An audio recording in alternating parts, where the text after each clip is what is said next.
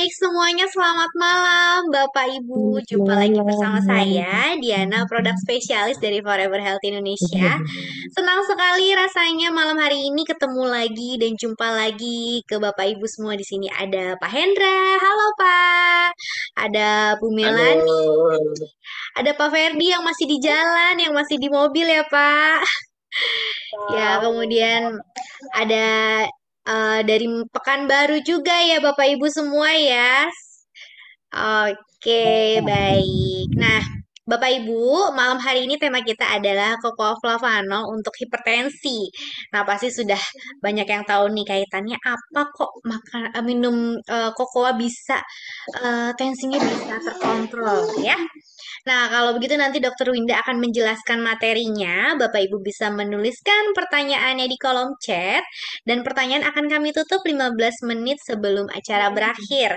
Bapak Ibu juga bisa memberikan kesaksian atau testimoni dan tentunya saya akan memberikan hadiah menarik untuk Bapak Ibu ya. Baik, kita langsung saja kita panggil ya, kita tes. Dokter Winda sudah hadir. Halo. Halo, Halo, dokter. dok. Oke, baik. Ah, semoga sinyal malam ini baik ya, Dok ya. Semoga ya. Semoga ya. Oke, materinya mengenai hipertensi. Baik, silakan Dokter Winda. Oke, thank you, Di. Selamat malam semua teman-teman. Walaupun sudah malam, tapi semangatnya kayak pagi ya, tetap ya. Dimanapun teman-teman berada, yang mungkin masih di jalan, atau mungkin yang sudah sampai di rumah, sudah berkumpul dengan keluarga, tapi masih mau menyempatkan waktu untuk belajar bareng. Thank you very much untuk waktunya. Oke, tapi kita hari ini kita mau bahas tentang hipertensi. Ya, hipertensi, siapa yang hipertensi? Ya, pasti udah familiar banget dong tentang hipertensi kan. Baik tensinya tinggi maupun emosinya yang tinggi ya. Semoga sih bukan emosinya tinggi ya. Kalau bisa sih semua sih sehat-sehat. Tapi alangkah baiknya kita lebih mendalami tentang hipertensi ini supaya kita bisa mencegah atau mengontrol tekanan darah kita supaya kita jangan sampai jadi hipertensi ya. Yuk, slide. Nah, yang dikatakan hipertensi itu apa sih? Apakah dengan kita tensinya tinggi di atas normal, terus langsung jadi hipertensi? Enggak, ya. Dikatakan hipertensi kalau kondisinya itu sudah kronis, dalam artian berkali-kali, beberapa kali dicek tekanan darahnya, ternyata di atas normal. Barulah disebut dengan kategori hipertensi ya. Jadi dia merupakan adalah kondisi kronis di mana tekanan darah kita meningkat. Sebenarnya yang jadi masalah adalah karena tekanan darah kita meningkat, ini biasanya meliding kepada komplikasi-komplikasi yang bisa malah membahayakan nyawa. Jadi sebenarnya yang bikin serem hipertensi ini adalah komplikasinya gitu ya. Komplikasinya apa aja? Bisa jantung, bisa stroke, atau bahkan bisa sampai kematian. Slide. Nah, yang dikatakan tekanan darah normal itu berapa sih? Nah, tekanan darah normal itu adalah 120 di bawah 120 per 80. Nah, jadi kalau teman-teman tensinya masih di bawah ini, itu masuk kategori normal. Even tensinya mungkin 90 per 70 atau 90 per 60, tapi teman-teman ngerasanya ya fit-fit aja, itu masuk dalam kategori normal ya, bukan darah rendah tapi normal. Nah, yang di sini kita topiknya adalah hipertensi, jadi lebih daripada normal ini. Dikatakan sudah mulai hipertensi kalau kita itu tensinya sudah di atas 130 per 80. Nah, ya, kalau udah di atas itu baru kita harus waspada, kita sudah masuk ke kategori hipertensi. Tinggal nanti kita dilihat lagi nih di atas 130-nya itu berapa gitu ya. Kalau yang stage 1 itu dia 130 sampai 139 per 80 sampai 89. Nah, kalau yang stage 2 itu dia sudah di atas 140 per di atas 90. Nah, teman-teman yang mau hipertensi kira-kira yang mana nih ya? Slide. Nah, siapa saja sih di antara kita yang punya resiko hipertensi? Pertama adalah usia di atas 65 tahun atau lansia. Kalau zaman dulu itu ya lansia terus tekanan darahnya di atas 130 gitu ya, 130/80. Dulu itu dibilangnya masih dalam kategori normal, tapi sekarang udah enggak ya. Jadi kalaupun 130/80, usianya juga di atas 65 tahun, itu tetap di kategorinya itu tidak normal ya, tetap dalam kategori hipertensi. Lalu juga selain itu juga lebih kepada pola hidup. Ya, pola hidup yang seperti apa? Yang suka makan garam berlebihan, terus juga jarang konsumsi buah dan sayuran, kurang olahraga, terus habis itu suka minum minuman yang beralkohol, ya. Belum lagi nih sudah ada faktor genetiknya dan obesitas lagi. Nah, inilah teman-teman yang nanti punya resiko hipertensi karena memang basically ya seringnya sih sebenarnya mungkin kita punya faktor genetik ya, orang tua kita punya hipertensi, kita juga punya potensi untuk terkena hipertensi juga. Tapi potensi ini tidak akan menjadi kejadian kalau seandainya kita menjaga pola hidup yang lebih sehat gitu. Jadi memang untuk sampai terjadi suatu penyakit tetap ada dua faktornya ya, baik dari faktor genetik maupun faktor eksternal gitu. Dan di sini dari antara dua ini justru yang paling penting adalah faktor eksternal. Karena walaupun teman-teman yang nggak punya faktor genetik sekalipun, tapi kalau eksternalnya nggak dijaga ya sama aja, akan tetap kena juga penyakitnya. Ya. Terus gejalanya apa aja nih? Ya. Ini dulu ya. Penyebab hipertensi itu sebenarnya dibagi dua. Ya, ada hipertensi primer, ada hipertensi sekunder. Kalau hipertensi primer itu memang adalah hipertensi yang diakibatkan ketidakseimbangan metabolisme di dalam tubuhnya, gitu ya. Baik mungkin dari segi hormonal ya atau dari metabolismenya sendiri.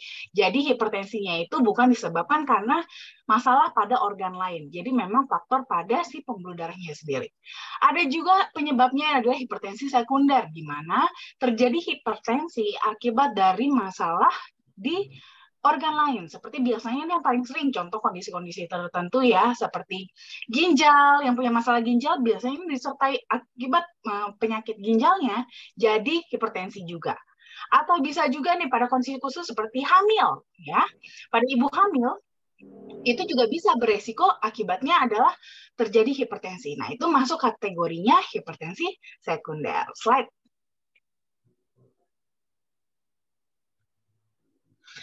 Apa saja gejala-gejala hipertensi? Pertama, itu ngerasa sakit kepala. Mungkin juga teman-teman pasti familiar ya apalagi yang punya hipertensi.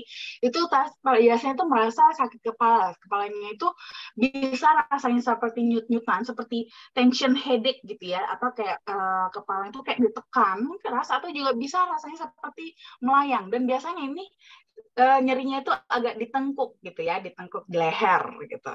Nah, lalu juga bisa juga ya disertai juga dengan lemas, gangguan penglihatan, atau bisa juga bahkan sampai ada merasa nyeri dada dan sesak napas juga. Lalu kalau dicek ritme jantungnya, itu bisa ditemukan adanya aritmia juga. Dan untuk kondisi yang lebih berat, ini bisa berdampak sampai kepada ginjalnya, sehingga bisa ditemukan darah di dalam urinnya. Nah, kalau untuk yang darah dalam urin ini, kalau kasat mata bisa kelihatan, bisa enggak. Kalau yang masih ringan, sebenarnya malah nggak kelihatan di dalam darah. Nggak kelihatan di dalam urin darahnya gitu ya. Karena ya sewarna sama urinnya aja, karena sedikit banget. Tapi yang sudah berat banget itu sampai benar-benar memerah urinnya. Nah, itu jangan sampai deh ya. Slide.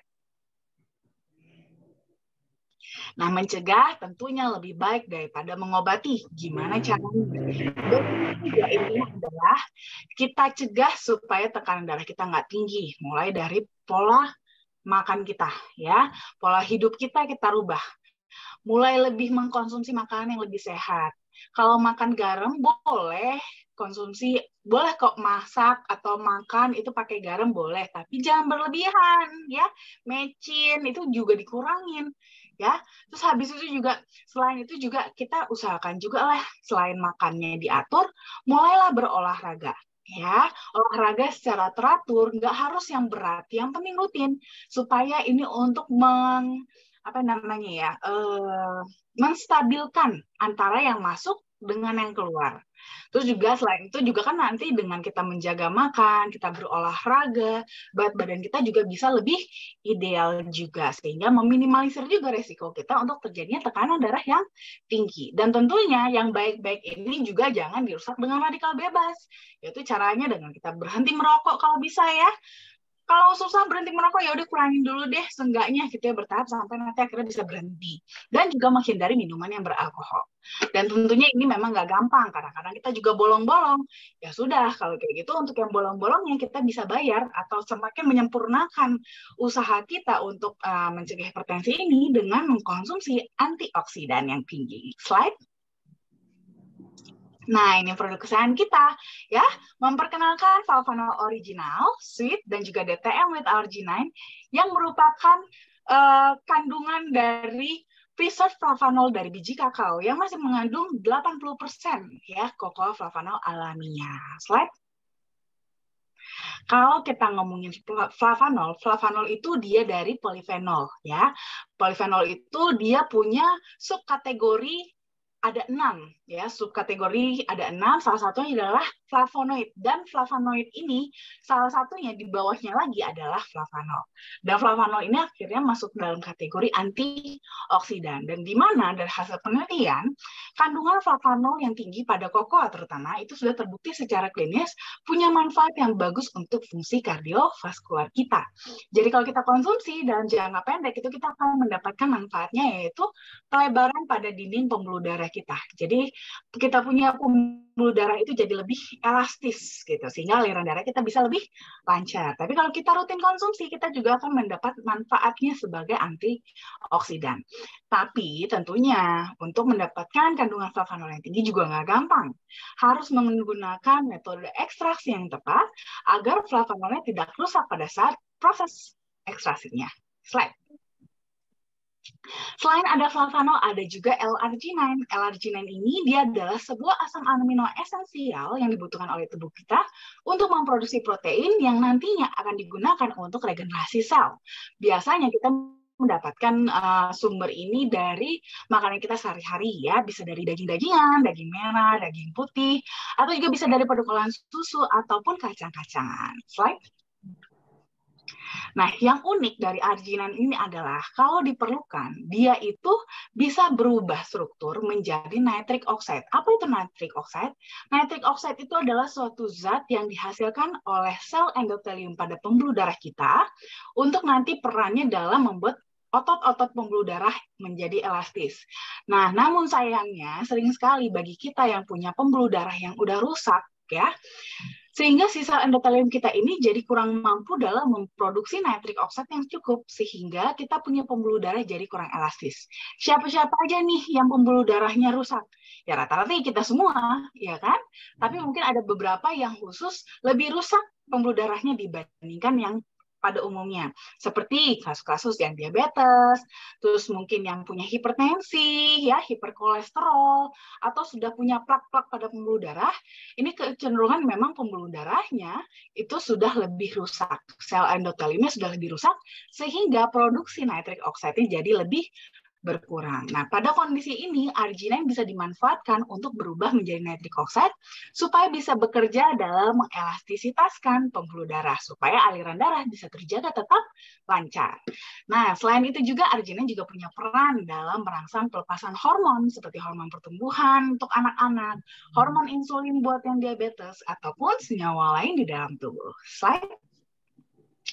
Nah, di sini produsen kita, yaitu Barry Callebaut, sudah memiliki paten metode ekstraksi kokoa, di mana metode tersebut sudah terbukti dapat mempertahankan hingga 80% kadar flavanol yang ada secara alami bila dibandingkan dengan proses pembuatan coklat konvensional pada umumnya. Nah, disinilah yang membedakan coklat kokoa flavanol FHI dibandingkan dengan coklat di pasaran. Nah, jadi memang berbeda ya, karena biasanya pada proses pembuatan coklat yang umum itu justru cenderung merusak kadar flavanolnya karena melalui proses fermentasi dan juga pemanasan. Nah, di sini metode yang ditemukan oleh Barry Callebaut dan sudah dipatenkan oleh mereka itu sudah menggunakan metode yang berbeda, sehingga dapat mempertahankan hingga 80% kadar flavanol kakao yang ada secara alami. Dan itu satu-satunya di Indonesia, hanya ada di Cocoa Flavanol FHI. Slide. Nah, lalu kita juga sudah ada punya studi klinis nih ya. Studi klinis di sini memang sudah jelas bahwa ternyata kalau kita mengkonsumsi flavanol dalam 4 minggu, itu bisa loh meningkatkan fungsi endotelium kita supaya menjadi lebih baik dan dapat memproduksi nitric oxide yang lebih baik juga, sehingga ini akan menjaga kelancaran aliran darah kita. Slide. Nah, lalu kita juga sudah punya studi klinis juga, di mana ternyata dengan mengkonsumsi flavanol 2 kali sehari selama 30 hari, itu juga bisa juga membantu untuk meningkatkan aktivitas stem cell kita dalam meregenerasi sel-sel yang rusak, gitu. Jadi memang kan biasanya nih ya, untuk yang membedakan kita dengan yang anak-anak atau yang lebih tua adalah kecepatan tubuh kita untuk menyembuhkan diri. Karena di sini adalah hubungannya dengan aktivitas stem cell kita. Seiring dengan pertambahan usia, stem cell kita itu justru semakin lambat aktivitasnya. Itu semakin lambat beraktivitas, sehingga ini akan membuat regenerasi sel, proses recovery tubuh kita itu jadi semakin melambat juga. Ya, itu adalah tanda-tanda penuaan. Nah, ternyata dengan mengkonsumsi flavanol 2 kali sehari selama 30 hari, itu bisa meningkatkan aktivitas stem cell kita supaya jadi lebih mudah, gitu ya, lebih mudah, sehingga kemampuan regenerasi sel-sel tubuh kita dan juga recovery tubuh kita itu bisa lebih cepat seperti saat kita masih lebih muda. Slide. Lalu kita juga sudah dapat scientific opinion dari EFSA atau European Food Safety Authority. Ini kita sudah bisa mengklaim manfaat cocoa flavanol kita ini memang dapat membantu memelihara elastisitas pembuluh darah supaya kita mendapatkan aliran darah yang lebih normal. Dan ini tentunya tidak semua produk bisa mengklaim manfaat ini loh.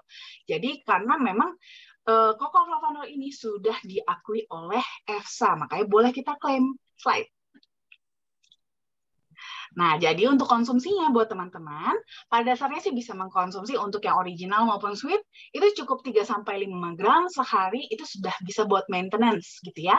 Tapi mungkin untuk teman-teman yang memang sudah punya masalah pada vaskular, seperti kasus kita hari ini adalah hipertensi, maupun juga pada yang teman-teman yang ada diabetesnya, hiperkolesterol, atau sudah punya plak pembuluh darah, sudah ada riwayat stroke atau serangan jantung, nah ini bisa mengkonsumsinya memang sebaiknya lebih banyak, yaitu sekitar 15 gram setiap harinya ya. Lalu atau juga bisa juga untuk mengkonsumsi yang flavanol DTM with arginine. Nah, untuk yang normal ya, yang untuk maintenance-nya, teman-teman bisa mengkonsumsi flavanol DTM 2 saset per hari untuk booster selama 2 minggu, lalu bisa dilanjutkan dengan 1 saset per hari untuk maintenance-nya. Tapi kembali lagi ya, buat teman-teman yang kebetulan mungkin punya masalah terhadap pembuluh darah seperti hipertensi, kolesterol, diabetes ya, boleh mengkonsumsi DTM ini 3 saset per hari ya, supaya efeknya bisa lebih maksimal. So, yuk mari deh sekarang kita kendalikan tekanan darah supaya kita bisa tenang hidupnya. Thank you. Baik, terima kasih Dokter Winda. Oke, baik. Bapak Ibu, itu dia tadi penjelasan dari Dokter Winda mengenai manfaat cocoa flavanol untuk hipertensi.